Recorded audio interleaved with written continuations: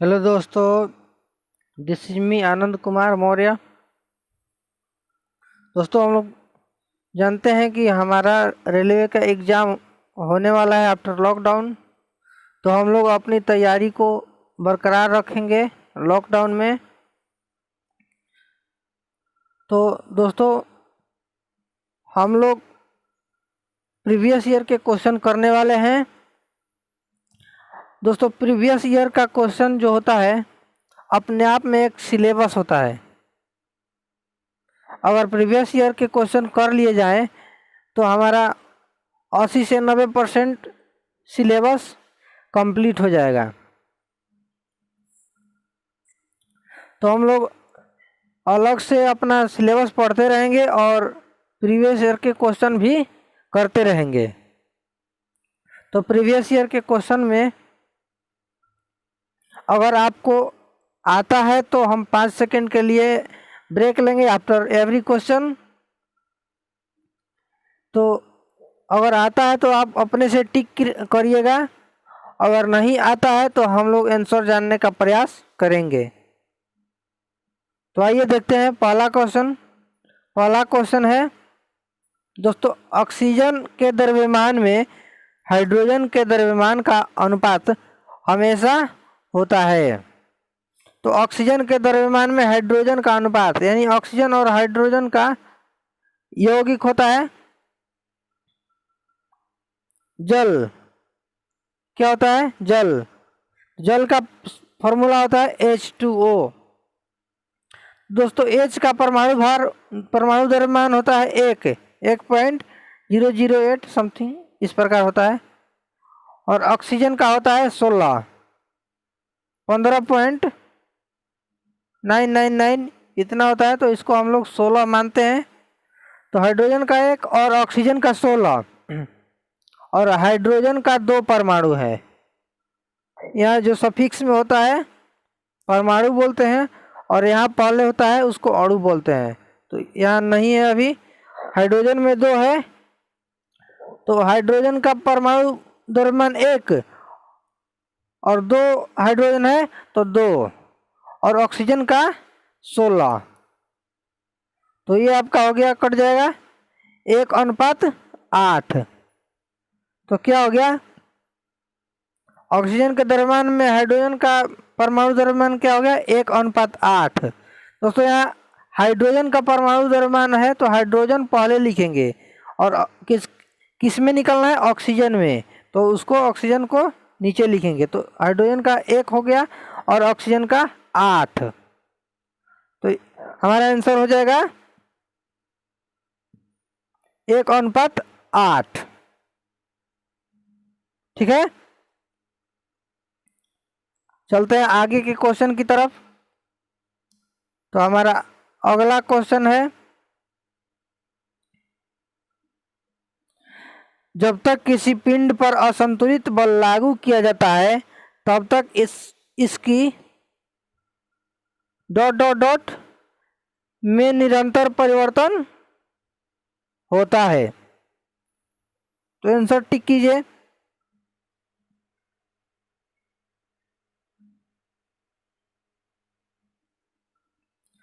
तो यहाँ आंसर हो जाएगा चाल। दोस्तों, अगर किसी वस्तु पर, मान लीजिए कोई वस्तु है, इस पर असंतुलित बल लागू करेंगे तो इसके चाल में परिवर्तन होता रहेगा। अगर किसी वस्तु पर असंतुलित बल को हम हटा लेंगे तो एक निश्चित चाल पर चलता रहेगा, वह कभी रुकेगा नहीं। अब दोस्तों, कहिए कि साइकिल चलाते हैं और उस पर बल लगाना छोड़ देते हैं, पेंडल चलाना छोड़ देते हैं, तो साइकिल रुक क्यों जाती है? तो दोस्तों, साइकिल जब चलाते हैं तो आगे जो हवा दबाव डालती है, हवा एक प्रकार का बल लगाती है साइकिल पर,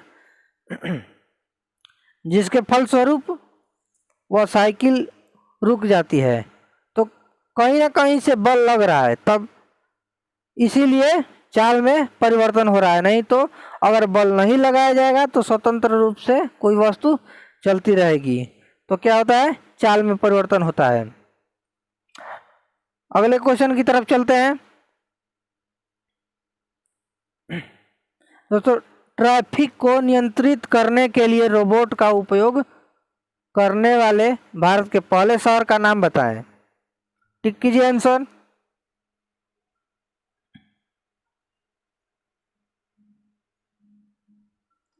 तो दोस्तों, हमारा आंसर होगा इंदौर। ट्रैफिक को नियंत्रण करने के लिए रोबोट का उपयोग सबसे पहले भारत में इंदौर में किया गया था। इंदौर हम लोग जानते हैं कि बहुत जल्दी जल्दी डेवलप कर रहा है। इंदौर हमेशा टॉप पर आता है स्वच्छ शहर में। भारत के स्वच्छ शहर में इंदौर हमेशा टॉप पर आता है। चलते हैं दूसरे क्वेश्चन की तरफ।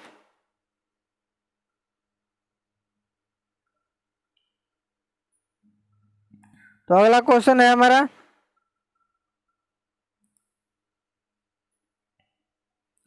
आधुनिक आवर्त सारणी में कौन से समूह तत्वों के बाहरी कोर्स को पूर्ण करता है। तो आंसर टिक कीजिए।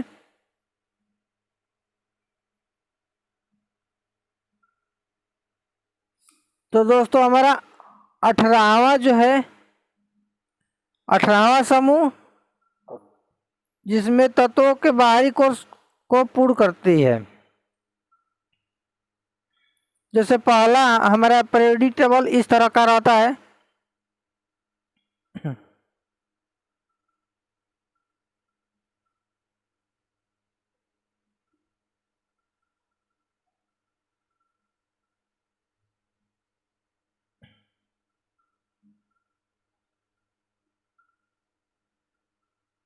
इस तरह का रहता है दोस्तों। और यहाँ ये एस ब्लॉक, यहाँ पी ब्लॉक, यहाँ डी ब्लॉक और ये एफ ब्लॉक होता है। तो यहाँ पहला समूह में होता है, इसके बाहरी कोश में होता है 1 इलेक्ट्रॉन और दूसरा में 2 इलेक्ट्रॉन और तीसरा चौथा इधर 12 तक होता है। और 13वां में होता है 3, 14वां में होता है 4, 15वां में 5, 16 में 6, 17 में 7 और 18 में 8। दोस्तों, 8 जो होता है वह कोश को पूर्ण करता है। और पहले आवर्त में, पहले 18वां में होता है हीलियम। 18वां में पहला आवर्त में होता है हीलियम। हीलियम में 2 इलेक्ट्रॉन से कोश पूर्ण हो जाता है। इसके बाद जितना तत्व रहेगा 18वां में, उसमें 8 इलेक्ट्रॉन रहेगा तो कोश पूर्ण हो जाएगा। कभी हम लोग पीरियोडिक टेबल भी कर लेंगे। ऐसे गूगल का हेल्प लीजिए, गूगल से पीरियोडिक टेबल को डाउनलोड करके इसको एक एक समूह को हम लोग धीरे धीरे याद कर लेंगे। तो 18वां होता है, 18वां कोश पूर्ण होता है। चलते हैं अगला क्वेश्चन की तरफ।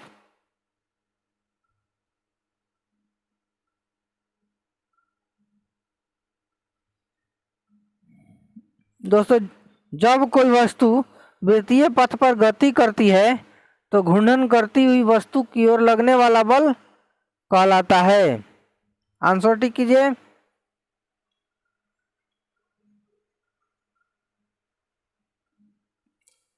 तो हमारा आंसर होगा अभिकेंद्रीय बल।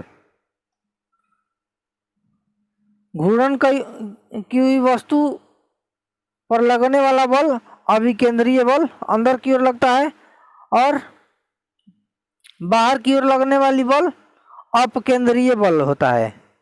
अपकेंद्रीय बल होता है। देखते हैं अगला क्वेश्चन।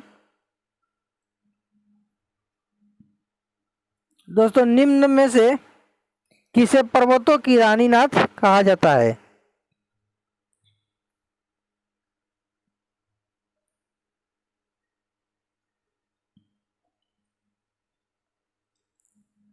तो पर्वतों की रानी नाथ कोडाई कनाल को कहा जाता है। दोस्तों कोडाई कनाल अनामलाई पर्वत श्रेणी में तमिलनाडु में एक जगह है, कोडाई कनाल पहाड़ पर ही, उसको बोलते हैं पर्वतों की रानी नाथ। अगला क्वेश्चन है,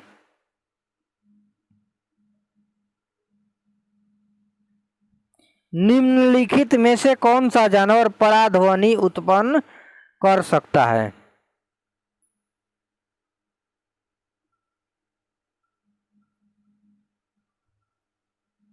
तो दोस्तों पराध्वनि उत्पन्न कौन कर सकता है? पारपोइसेस। पारपोइसेस एक जानवर है जो पराध्वनि उत्पन्न कर सकता है। दोस्तों ध्वनि 3 प्रकार का होता है, श्रव्य,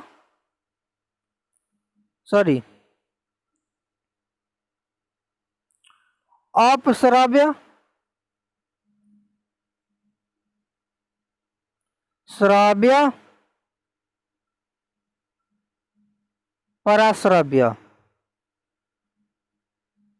तो ये 3 प्रकार का ध्वनि होता है।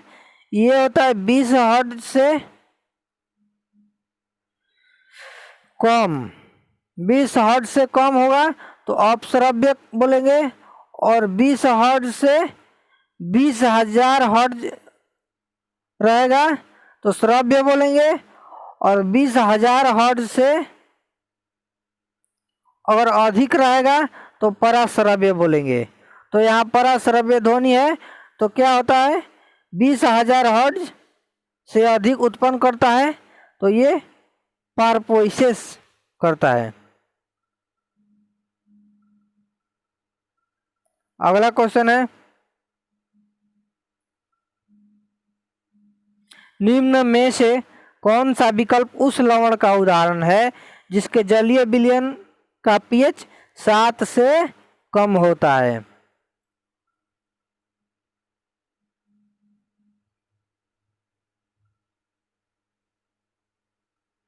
तो दोस्तों 7 से कम पीएच किसका होता है? एसिड का होता है। एसिड का, या मान लीजिए 7 हो गया तो 7 से कम जो होगा एसिड होगा, और 7 होता है आसुत जल। 7 होता है किसका? आसुत जल। और 7 से अधिक जो होता है बेसिस का होता है, बेसिस क्षार और एसिड अम्ल।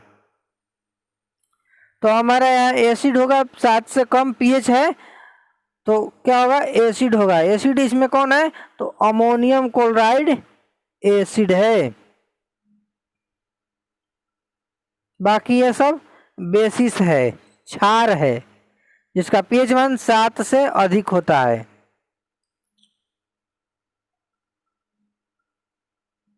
अगला क्वेश्चन है, निम्नलिखित में से कौन सा जंतु गर्म खून के समूह में आता है, वार्म ब्लडेड ग्रुप में आता है?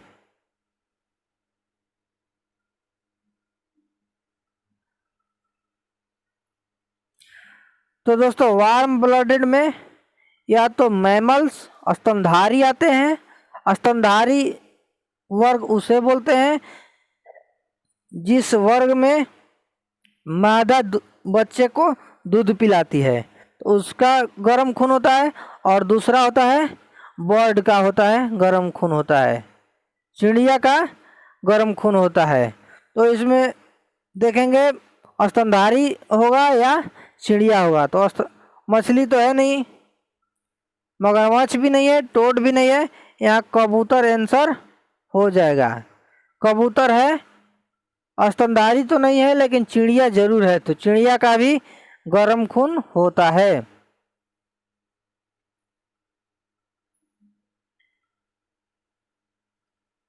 दोस्तों गुरुत्वीय त्वरण के कारण किसी वस्तु पर आरोपित बल क्या कहलाता है?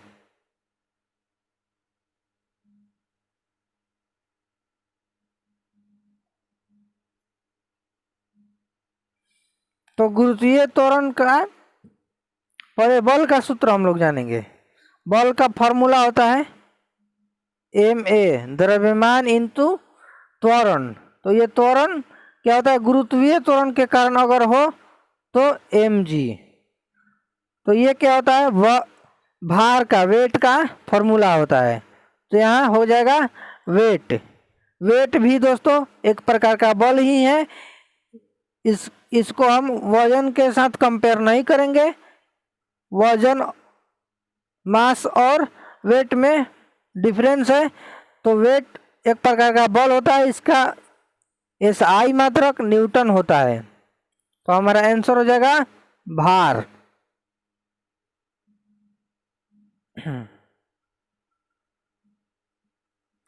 दयानंद सरस्वती निम्नलिखित में से किस मिशन के संस्थापक थे?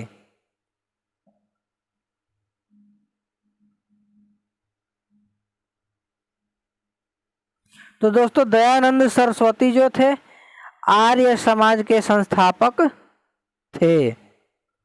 दयानंद सरस्वती किसके संस्थापक थे?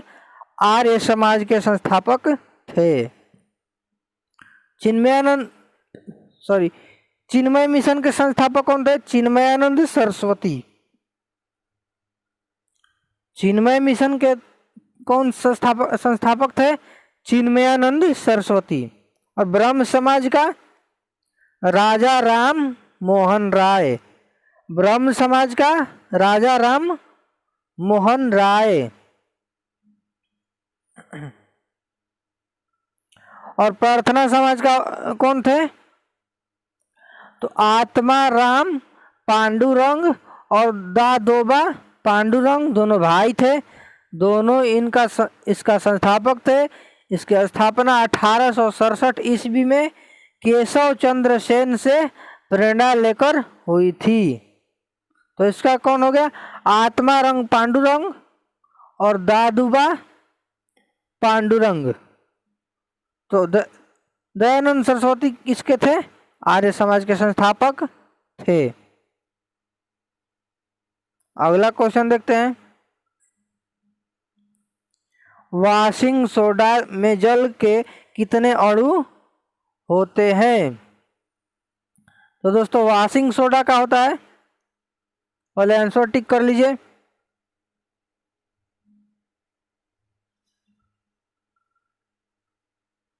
तो दोस्तों वॉशिंग सोडा का फॉर्मूला होता है Na2CO3 इंटू 10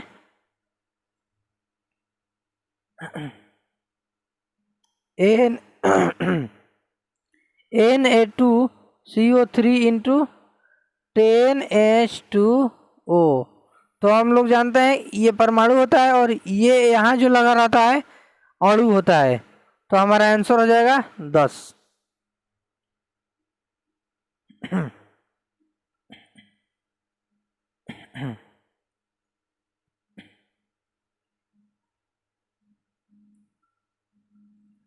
पौधों में लचीलापन किस ऊतक के कारण होता है?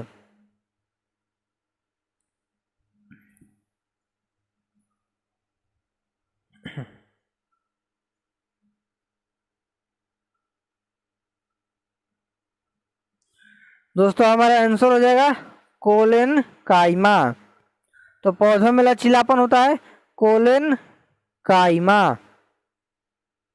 और स्क्लेरन काइमा होता है, ये होता है मृदु ऊतक, यानी कि जो पौधा होता है उसके बीच में होता है रीढ़, इसको हीर बोलते हैं। इसमें स्क्लेरन काइमा होता है, यह हीर को बचाने में सहायक होता है।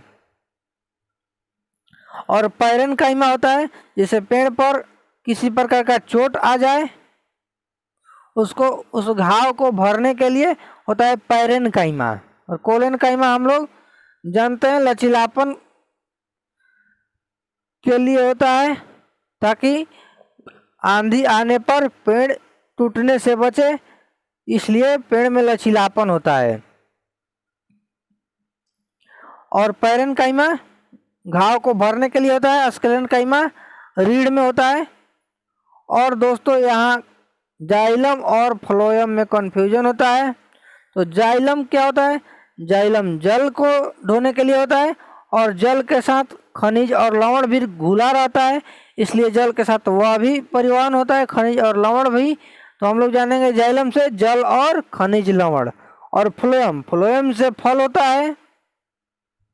फ्लोएम से हम लोग याद करेंगे फल, फल कहने का मतलब भोजन, यानी फ्लोएम क्या होता है, भोजन पहुंचाता है। तो जाइलम जल पहुंचाता है, जल मिट्टी से, जड़ में होता है जाइलम। और फ्लोएम हरे पौधे के हरे भाग में होता है, हरे भाग में पौधे के प्रकाश संश्लेषण होता है और वहाँ भोजन बनता है प्रकाश संश्लेषण द्वारा, और भोजन को पौधे के हर भाग में पहुंचाया जाता है। तो इसलिए फ्लोएम क्या करता है, भोजन को पहुंचाता है।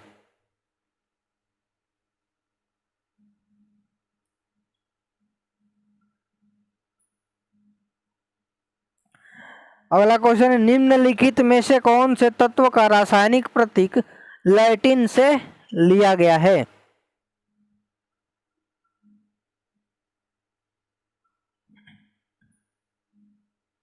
तो दोस्तों लैटिन से हमारा लिया गया है आयरन। आयरन का तो हम लोग इंग्लिश में आई से लिखते हैं आयरन, लेकिन इसका ये रासायनिक संकेत नहीं होता है। आयरन का होता है Fe, जिसका होता है फेरस। तो यही हमारा लैटिन से लिया गया है, इंग्लिश से नहीं लिया गया है। कार्बन का C, क्लोरीन का Cl और एल्युमिनियम का Al, तो ये सब इंग्लिश से लिया गया है, जबकि आयरन जो है फेरस जो लैटिन से लिया गया है।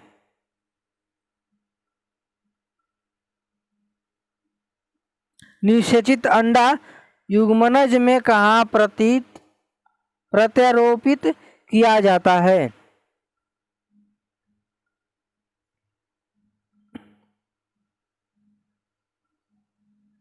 तो दोस्तों हमारा निषेचित अंडा जो होता है यूटेरस यानी कि गर्भाशय में प्रत्यारोपित किया जाता है। और यह निषेचन होता कहाँ है, तो फैलोपियन ट्यूब में होता है। दोस्तों वेजाइना जो होता है, बाहर से मादा जननांग का गुप्तांग का जो बाहर से दिखता है उसको वेजाइना बोलते हैं। और वेजाइना के बाद जो मार्ग होता है उसको, जिसमें सेक्सुअल प्रोसेस होता है, उसको बोलते हैं सर्विक्स बोलते हैं। और ओवरी जहाँ से अंडा आता है, ओवम आता है, अंडाणु आता है। और सेक्सुअल प्रोसेस में नर से क्या आता है, स्पर्म आता है। स्पर्म यानी कि वीर्य, और स्पर्म में कुछ प्रोटीन या अन्य लाभदायक तत्व मिल जाता है, तो उसको बोलते हैं सीमन। सीमन, तो यहाँ अंडाणु आ गया और नर से सीमन होता है, दोनों में सेक्सुअल प्रोसेस होता है। इसके बाद वो कहाँ जाता है, फैलोपियन ट्यूब में जाता है और वहाँ निषेचन होता है। और निषेचन के बाद युग्मनज में ये यूटेरस में जाता है। तो ये सब आंसर गलती होगा। यहाँ यूटेरस गर्भाशय होता है और यहीं पर बच्चे का विकास होता है।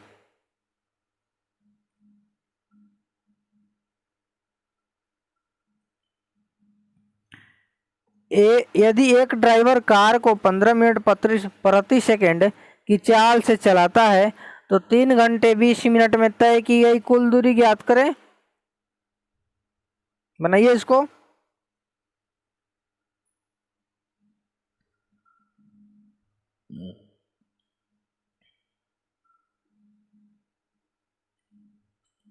तो दोस्तों हम लोग सबसे पहले लेंगे किलोमीटर में, आंसर सब दिया है किलोमीटर में। तो हम लोग क्या करेंगे,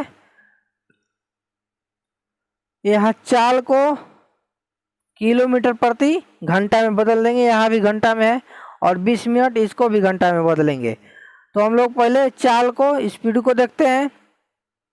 तो स्पीड क्या है, 15 मीटर प्रति सेकंड। तो 15 को हम किलोमीटर प्रति घंटा में बदलेंगे, 15/8।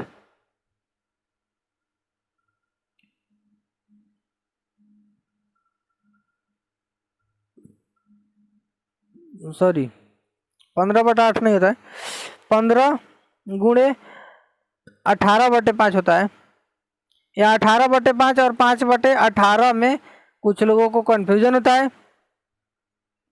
तो देखिए, अगर ये मीटर प्रति सेकंड एक छोटी इकाई है तो छोटी इकाई में बदलना होगा तो हम लोग 5/18 लेंगे, और अगर बड़ी इकाई में बदलना होगा तो हम लोग 18/5 लेंगे। क्यों लेंगे?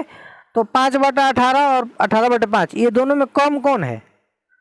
अगर डिवाइड करके पॉइंट में आंसर निकालेंगे तो हमारा कम ये होगा 5/18 और ये अधिक होगा। तो हमारा छोटी इकाई निकालना है तो छोटी संख्या से गुणा करेंगे, और बड़ी इकाई निकालना है तो बड़ी संख्या से गुणा करेंगे। तो यहाँ हमको निकालना है मीटर प्रति सेकंड से किलोमीटर प्रति घंटा, यानी कि बड़ी इकाई में निकालना है। तो बड़ी इकाई में हम लोग बड़ी संख्या से गुणा करेंगे। तो हम लोग इसको मिटा लेते हैं।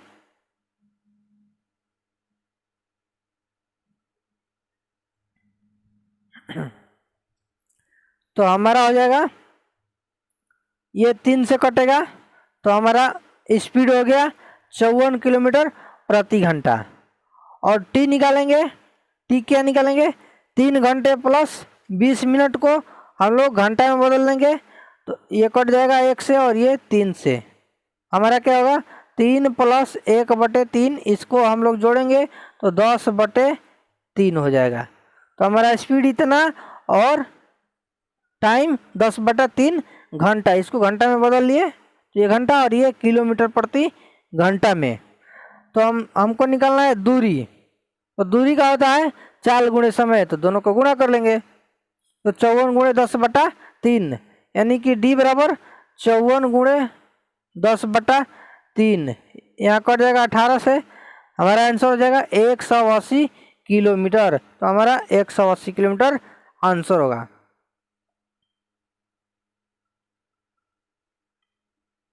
दोस्तों, उस व्यक्ति को चुने जो एक समान समूह से संबंधित न हो।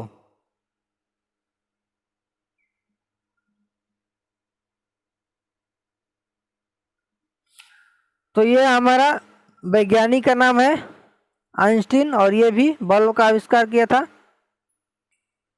Thomas Edison. ये भी वैज्ञानिक का नाम है, लेकिन यहाँ क्रिकेटर का नाम आ गया है। तो यही हमारा समूह, ये तीनों समूह से संबंधित नहीं है।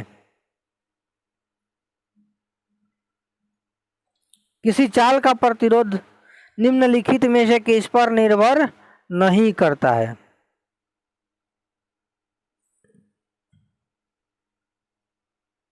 तो दोस्तों, हमारा चाल का प्रतिरोध होता है पदार्थ की प्रकृति यानी भौतिक अवस्था पर निर्भर करता है, लंबाई पर करता है, और एरिया ऑफ क्रॉस सेक्शन यानी अनुप्रस्थ काट के क्षेत्रफल पर भी निर्भर करता है, लेकिन दाब पर निर्भर नहीं करता है। तो हमारा आंसर दाब।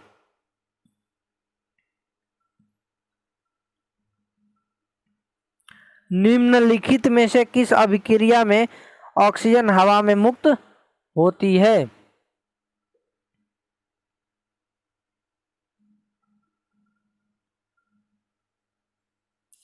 तो हमारा वाष्पोत्सर्जन में ऑक्सीजन हवा में मुक्त नहीं होती है, या बल्कि यह विलयन ही वाष्प में बदल जाता है। या प्रकाश संश्लेषण में ऑक्सीजन हवा में मुक्त होती है। प्रकाश संश्लेषण का होता है पौधे के हरे भाग यानी पत्ती और तना में जो हरा भाग होता है वहाँ प्रकाश संश्लेषण होता है, और यहाँ ऑक्सीजन हवा में मुक्त हो जाती है। श्वसन में ऑक्सीजन हवा में मुक्त नहीं होती है, बल्कि हवा जो नॉर्मल जो हवा मिक्स होता है वही श्वास में अंदर लेते हैं और फिर बाहर छोड़ते हैं। और मल त्याग में मल का त्याग होता है, कोई ऑक्सीजन का हवा में मुक्त नहीं होता है। और हमारा लास्ट क्वेश्चन है, इसके तरफ चलते हैं। धातु ऑक्साइड और हाइड्रोजन का निर्माण करने के लिए निम्नलिखित में से कौन सी धातु वाष्प के साथ अभिक्रिया करती है?